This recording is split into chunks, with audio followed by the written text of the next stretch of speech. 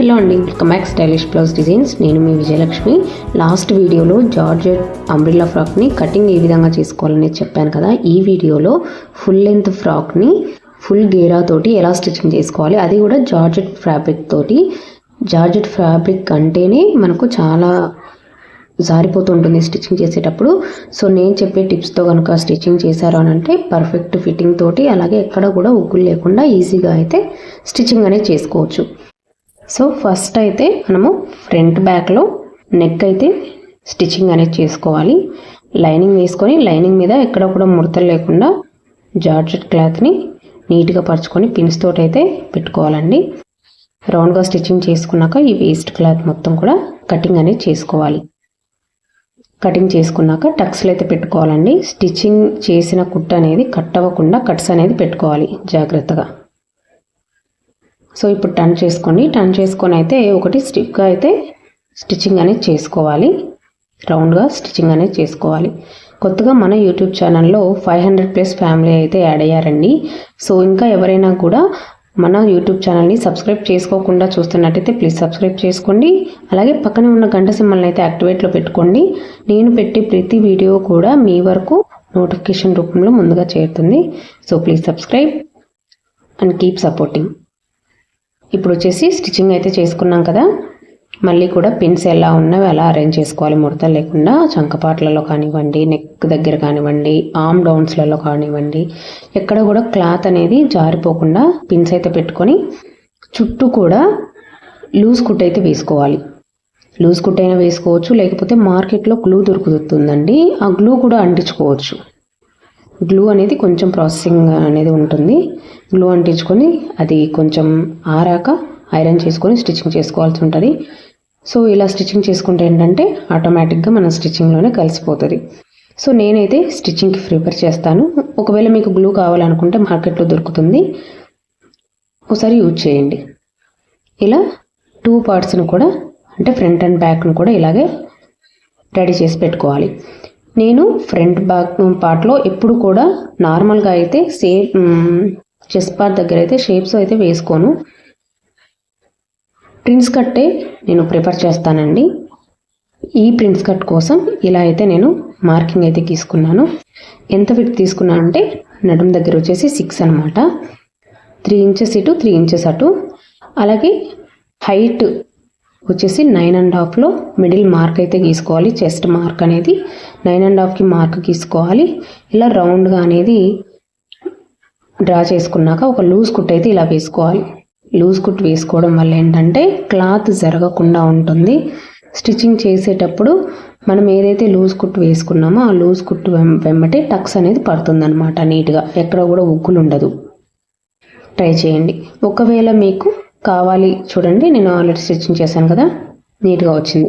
ఒకవేళ మీకు నీట్గా అంటే ఫుల్ మెజర్మెంట్స్ తోటి కావాలి ప్రిన్స్ కట్ అంటే కింద కమెంట్ చేయండి. తప్పకుండా నేను ఎలా మెజర్ చేసుకోవాలి, ఈజీగా ఎలా స్టిచ్చింగ్ చేసుకోవాలనేది ఇంకో వీడియోలో చెప్తాను.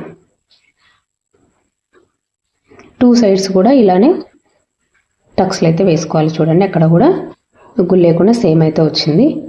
ఇప్పుడు వచ్చేసి బ్యాక్ అండి. బ్యాక్ పార్ట్లో వచ్చేసి నేను జార్జెట్ ఫ్రాక్స్కి ఈ మధ్య చాలా ట్రెండింగ్ అవుతుంది అనమాట ఇది.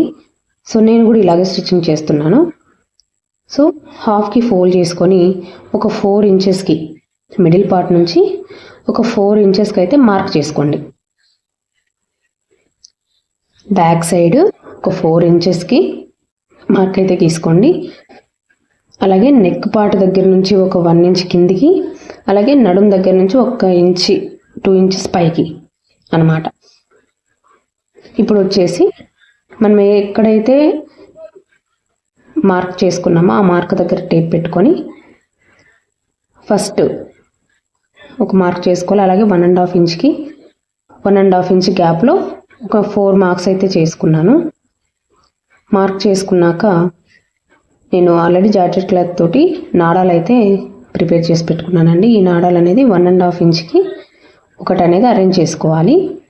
ఇలా 8 నాడాలు అయితే పడతాయి 2 సైడ్స్ కూడా. ఇప్పుడు సెకండ్ సైడ్ కూడా సేమ్ అదే రావాలి మెజర్మెంట్ తోటి. అంటే ఇలా ఉల్టా వేసేసుకొని ట్యాప్ చేసుకోండి. ట్యాప్ చేసుకున్నప్పుడు లైట్గా డ్రా అయితే కనిపిస్తుంది. సో దానంతా మళ్ళీ మనం అనేది లైన్ అనేది గీసుకోవచ్చు. ఇప్పుడు ఒకసారి చెక్ చేసుకున్నామంటే కరెక్ట్గా సరిపోతుంది. మళ్ళీ ఒకసారి 1 ఇంచ్, 1.5 ఇంచ్కి, 3 ఇంచెస్కి, 5 ఇంచెస్కి అలా మార్కింగ్ అయితే గీసుకొని ఏవైతే కట్ చేసుకున్న నాడాలు ఉంటాయో అవి ఇలా స్టిచ్చింగ్ అయితే చేసుకోండి. ఇవి స్టిచ్చింగ్ చేసుకోవడం వల్ల ఏంటంటే బ్యాక్ సైడ్ నార్మల్గా మనము పెద్ద పెద్ద ఫ్రాక్స్ వేసుకునేటప్పుడు చెస్ట్ దగ్గర అంత ఫిట్గా స్టిచ్చింగ్ చేసి వేసుకునేటప్పుడు ఏంటంటే వేర్ చేసేటప్పుడు చాలా ఇబ్బందిగా ఉంటుంది. అదే కొంచెం లూజ్ పెట్టుకున్నాం అనుకోండి, వేర్ చేసేటప్పుడు ఈజీగా ఉంటుంది. బ్యాక్ సైడ్ ఇలా నాడాలు పెట్టుకున్నాము అని అంటే, అలాగే నడుము దగ్గర కానివ్వండి, చెస్ట్ దగ్గర లూజ్ పెట్టుకొని మొత్తం బాడీ వేర్ చేసుకున్నాక బ్యాక్ సైడ్ నాడాలు అనేది ఫిట్గా కట్టుకోవాలి. మన బాడీ సైజ్కి లుక్ అనేది చాలా వేరియేషన్ ఉంటుంది. ఒకసారి ట్రై చేయండి తప్పకుండా. సో ఇలా 4 నాడాలు కూడా స్ట్రైట్గా అనేది స్టిచ్చింగ్ చేసుకోవాలి. స్టిచ్చింగ్ చేసుకున్నాక ఒక 1/2 ఇంచ్ టక్స్ పైన ఇలా ఫోల్డ్ చేసుకొని అయితే పైకుట్టు అయితే వేసుకోవాలి కనపడకుండా. ఇలాగే ఆపోజిట్ సైడ్ కూడా స్టిచ్చింగ్ అయితే చేసుకోవాలి. ఇప్పుడు వచ్చేసి ఫ్రంట్ అండ్ బ్యాక్ నెక్కి షోల్డర్స్ జాయింట్ అనేది చేసుకోవాలి. ఎక్కడైనా అర్థం అవ్వకపోతే కమెంట్ చేయండి, లేదా స్లోగా పెట్టుకొని చూడండి. నేను టోటల్గా స్టిచ్చింగ్ వీడియో అనేది 1.5 అవర్ అయితే ఉంటుంది. ఈ 1.5 అవర్ని నేను స్పీడప్లో చెప్పాను అని అంటేనే నాకు 15 మినిట్స్కి వచ్చింది.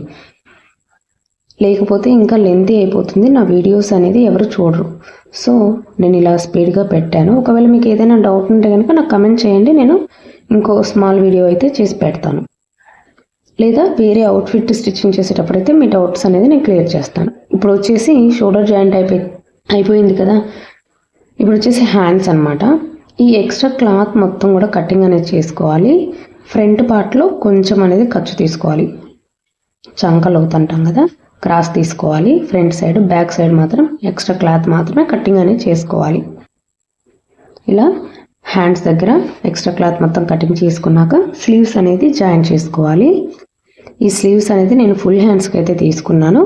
వితౌట్ లైనింగ్ అనేది వేస్తున్నాను అనమాట. నేను వితౌట్ లైనింగ్ తోటి ఫుల్ హ్యాండ్స్ అయితే నేను కటింగ్ చేసుకొని జాయింట్ అయితే చేస్తున్నాను. హ్యాండ్స్ ఎలా అయితే జాయింట్ చేస్తారో సేమ్ అదే విధంగా జాయింట్ అనేది చేసుకోవాలి. మీకు కూడా ఇటువంటి జార్జెట్ ఫ్రాక్స్ కానివ్వండి, బ్లౌజెస్ కానివ్వండి కావాలి అని అంటే నేనైతే ఆన్లైన్ స్టిచ్చింగ్ అయితే స్టార్ట్ చేశాను. మళ్ళీ మీలో ఎవరికైనా కావాలి అని అంటే తప్పకుండా నాకు ఇన్స్టాగ్రామ్కి వచ్చి ఒకసారి పిన్ చేయండి. ఇన్స్టాగ్రామ్ లింక్ కూడా నేను యూట్యూబ్లో పెట్టాను. తెలియని వాళ్ళు ఎవరైనా ఉంటే కనుక చెక్ చేయండి. ఇప్పుడు వచ్చేసి సైడ్ ఎడ్జ్ కుట్లు అనేది వేసుకోవాలండి బాడీ పార్ట్ వరకు. హ్యాండ్స్ వచ్చేసరికి మణికట్టు దగ్గర లూజ్ తీసుకుని అయితే నాకు 3.5 అనమాట. 3.5 నుంచి స్టార్ట్ అవుతుంది. సో అక్కడ స్టార్ట్ చేసి హ్యాండ్స్ దగ్గర క్రాస్గా అనేది స్టిచ్చింగ్ చేసుకోవాలి. 2 ఇంచెస్ అయితే నేను హ్యాండ్స్కి కానివ్వండి, బాడీ పార్ట్కి కానివ్వండి లూజ్ అయితే పెట్టుకున్నాను. సో ఆ 2 ఇంచెస్ తీసేసి స్ట్రైట్గా అనేది కుట్ అనేది వేసుకోవాలి. జార్జెట్ క్లాత్ కదా, ఎక్కడ కూడా ఫోల్డింగ్స్ కానివ్వండి, ముడతలు కానివ్వండి ఏది లేకుండా కరెక్ట్గా పట్టుకొని అయితే లాగి పెట్టకుండా స్టిచ్చింగ్ అనేది చేసుకోండి. లాగాము అని అంటే ఉగ్గులు వస్తుంది. మళ్ళీ చెస్ట్ పార్ట్ దగ్గర కూడా మెజర్ తీసుకొని అయితే 1 సైడ్ అనేది అటాచ్ ఫుల్గా చేసుకోవాలి. ఇంకొక 1 సైడ్ వచ్చేసి హాఫ్కి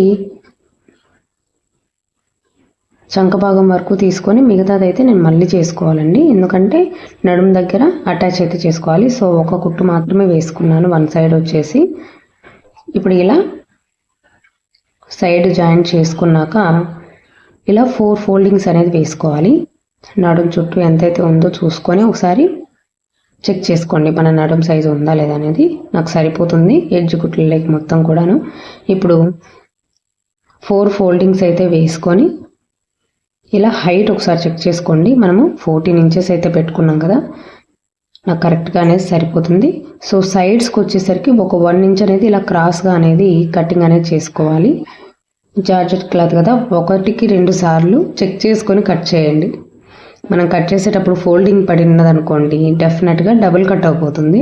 క్లాత్ మొత్తం మళ్ళీ డ్రెస్ మొత్తం కూడా పాడైపోతుంది. సో బిగినర్స్ అండి చాలా జాగ్రత్తగా కటింగ్స్ అనేది చేసుకోవాలి.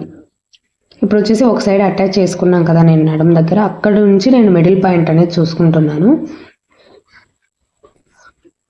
నేను బాటమ్ పార్ట్ కటింగ్ చేసేటప్పుడు ఒక్కటే జాయింట్ పడింది, 2 సైడ్స్ జాయింట్స్ రాలేదు. సో నేను మిడిల్కి తీసుకొని మిడిల్కి అనేది నడుం దగ్గర జాయింట్ నుంచి కొలుచుకుంటున్నాను. సో 1 సైడ్కి వచ్చేసరికి ఇలా నాకు సైడ్ బార్డర్ తోటి ఎండ్ అవుతుంది అనమాట. ఇలా ఎక్కడ కూడా ముడతలు లేకుండా చూసుకుంటూ ఒక సైడ్ జాయింట్ నుంచి ఇంకొక సైడ్ వరకు కూడా స్టిచ్చింగ్ అనేది చేసుకోవాలి. నేను కింద బాటమ్కి లైనింగ్ అయితే యూజ్ చేయటం లేదు. నా దగ్గర ఇంతకు ముందు లెహెంగాకు స్టిచ్చింగ్ చేసిన బ్లూ కలర్ లెహెంగా అయితే ఉంది. నేను దాన్ని స్టైలిష్ చేద్దామనేసి నేను ఈ శారీ తీసుకొని లాంగ్ ఫ్రాక్ అనేది స్టిచ్చింగ్ చేస్తున్నాను. మీ దగ్గర కూడా ఇటువంటి జార్జెట్ క్లాత్స్ ఉంటే గనక తప్పకుండా లెహెంగా స్టిచ్చింగ్ చేసుకోండి, లాంగ్ ఫ్రాక్ స్టిచ్చింగ్ చేసుకోండి. లుక్ అనేది చాలా బాగుంటుంది. మనం పట్టు శారీస్ తోటి ఎన్ని లెహెంగాస్ ఎన్ని ఫ్రాక్స్ స్టిచ్చింగ్ చేసుకున్నా జార్జెట్ ఫ్రాక్స్కి వచ్చినంత లుక్ అయితే రాదు. సో ఒకసారి అయితే ట్రై చేయండి. నేనైతే ఇలా డబుల్ లేయర్ ఫ్రాక్ వేసుకోవాలని చాలా రోజుల నుంచి అనుకుంటున్నాను. సో ఫైనల్లీ ఈ రోజుకి అయితే అయింది. చాలా లుక్ చాలా బాగుంది. నేను ఫైనల్ లుక్ ఎలా వచ్చింది ఏంటి అనేది కూడా నేను పెడతాను, చూడండి. ఇప్పుడు వచ్చేసి నడుం దగ్గర డబుల్ స్టిచ్చింగ్ అయితే వేసుకోవాలండి. నడుం దగ్గర డబుల్ స్టిచ్ వేసుకొని హ్యాండ్స్ దగ్గర నుంచి కిందికి అయితే స్టిచ్చింగ్ అనేది చేసుకోవాలి. ఎక్కడైతే మనం స్టాప్ చేసామో అక్కడ నుంచి కూడా నడుం దగ్గర కొలత చూసుకొని అక్కడ నుంచి మొత్తం బాటమ్ మొత్తానికి కూడా స్టిచ్చింగ్ అనేది చేసుకోవాలి. డబుల్ స్టిచ్ అనేది వేసుకోవాలండి. ఫైనల్గా అయితే బాడీ పార్ట్కి బాటమ్ అయితే జాయింట్ అయితే చేసాము. డబుల్ స్టిచ్చింగ్ అయితే వేసుకోవాలండి. డబుల్ స్టిచ్చింగ్ వేసుకొని ఎక్స్ట్రా క్లాత్ మొత్తం కట్ చేసుకోవాలి. స్టిచ్చింగ్ కంప్లీట్ అయిపోయాక మనం బ్యాక్ సైడ్ బాడీ పార్ట్కి నాడాలు పెట్టుకున్నాం కదా, ఆ నాడాలకి థ్రెడ్ ఎలా పెట్టుకోవాలి ఎలా కుట్టుకోవాలనేది నేను ఇప్పుడు చూపిస్తాను, చూడండి. ఈ నాడాలు 2 సైడ్స్ ఉన్నాయి కదా, మనం ఆల్రెడీ ప్రిపేర్ చేసి పెట్టుకున్న నాడాన్ని ఒక పిన్నిస్ తోటి అయితే ఇలా క్రిస్ క్రాస్ పద్ధతిలో అయితే ఎక్కించుకోవాల్సి ఉంటుంది. వీడియోలో చూపించిన విధంగా అటు ఇటు 1 by 1 అనేది ఎక్కించుకుంటూ అయితే రావాలి. మనం షూ ఎలా అయితే కట్టుకుంటామో సేమ్ అదే విధంగా అనమాట. ఇలా కట్టుకుంటే ఏంటంటే ఒక డిజైన్లో కనిపిస్తుంది, లుక్ అనేది బాగుంటుంది. ఇప్పుడు వచ్చేసి మనము ఈ నాడాలకి ఎడ్జెస్కి సమోసా టైప్లో అయితే టెజల్స్ వేసుకోవాలి. ఆ టెజల్స్ కోసం నా దగ్గర మిగిలిన క్లాత్లో సేమ్ జార్జెట్ క్లాత్తోనే ఫ్లోరల్ డిజైన్ వచ్చిన దగ్గరే, అంటే బార్డర్ కాకుండా ఫ్లోరల్ డిజైన్ వచ్చిందాన్ని ఇలా 2 by 2 కొలతలతోటి నేను కటింగ్ అయితే చేసుకుంటున్నాను. కటింగ్ చేసుకొని మనం ఇలా అయితే చిన్న చిన్న సమోసాలు అనమాట, ఇవి సమోసా టెజల్స్ అంటారు. ఈ సమోసా టెజల్స్ అనేది స్టిచ్చింగ్ అనేది చేసుకోవాలి. జార్జెట్ క్లాత్ కాబట్టి పెద్దగా టెజల్స్ అనేది డిజైన్ చేయాలి అంటే కొంచెం కష్టంగా ఉంటుంది. సో నేను ఈజీగా ఉండడం కోసం అయితే నేను ఇలా స్టిచ్చింగ్ అయితే చేశాను. నేను 1 సైడ్ 4 ఇంకొక సైడ్ 4 టోటల్ 8 టెజల్స్ అయితే స్టిచ్చింగ్ చేశాను. చూడండి ఇలా అయితే వస్తుంది అనమాట. ఇప్పుడు వచ్చేసి బాటమ్ ఉంది కదా, బాటమ్ని కింద మొత్తం కూడా మనము సైజ్ అనేది చేసుకోవాలన్నమాట.